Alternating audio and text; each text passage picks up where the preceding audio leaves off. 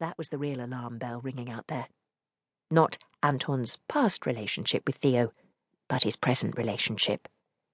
He had been more or less running things for Theo since the old man had been taken ill 2 years ago and had retreated to his private island to live, although information about the seriousness of his illness had not yet found its way out there.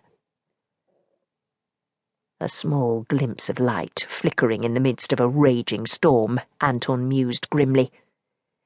Kanellis' stock would not take yet another serious hit if it ever got out that Theo had been too sick to keep his finger on the pulse of his own business empire, which was the reason why Anton had allowed the general assumption to run that Theo was grooming him in preparation for the day when he would succeed him. On a soft curse, he snatched up one of the phones again and called Spiro back to ensure his confidentiality with the information he had just imparted to him. Sounding stiff with offence that Anton had felt the need to remind him of such a basic ethic, Spiro promised that he would never divulge confidential information to anyone. Laying the phone aside again, Anton swung round to rest his hips against the edge of his desk and frowned thoughtfully down at his shoes. He felt like a juggler, he realised with a brief, dry twist of a grimace. One ball demanded he keep Theo's business interests spinning happily up there in the air alongside his own global group of companies. Another ball demanded he defend his own integrity and pride. And now a third ball had been tossed up there in the middle of the others, a far more unpredictable ball that belonged to the late Leander Kanellis, a man Anton only had a vague memory of, who had escaped from his arranged marriage at the youthful age of 18 and had never been seen or heard of again. Until now, that was, when the poor guy had turned up dead. A sigh slid from him.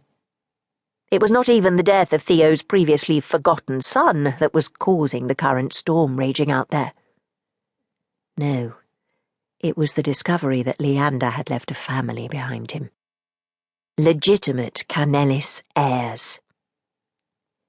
Stretching out a long-fingered hand, Anton gathered up the tabloid that had broken the story and looked down at the photograph some bright young spark of a junior reporter had unearthed from somewhere. It showed Leander Kanellis standing with his family on what looked like a fun day out. There was a lake, trees and sunshine shimmering in the background. An old-fashioned wicker picnic basket rested on the bonnet of an old-model sports car. In front of the car, Leander Kanellis stood, tall, dark, and very good-looking, and with a startling likeness to how Theo had looked several long decades ago. Leander was laughing into the camera. Happy, Anton saw. Proud of the 2 women he held clasped beneath each substantial shoulder. Both women were fair-skinned blondes. The older one, Leander's wife, was so serenely beautiful it was no wonder their marriage had remained strong throughout 23 years of relative hardship. Relative to what they could have had if Theo had not. Anton stopped that thought before it formed fully, aware that the tension suddenly crushing his stomach muscles belonged to a previously alien sensation: guilt. From the age of 8, he had received the best of everything Theo's vast wealth could offer him, while these people had struggled to... Again he cut the thought short, not ready yet to deal with what it was going to mean to him. Happy. He dealt with that phenomenon instead, because in its own way it was significant. If there was one thing that Theo's son had enjoyed, which Anton had not experienced much of, then it was the happiness he could see shining out from all 3 people in this photograph. His focus moved to the other female, Leander hugged into his side. Though the photograph must have been an old one, because she looked about 16 here, Zoe Kanellis was already showing promise of turning into a beauty made in her mother's image.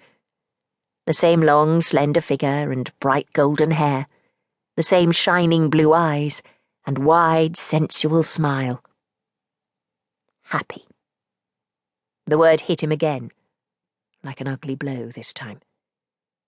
There was another photograph printed alongside the first one, which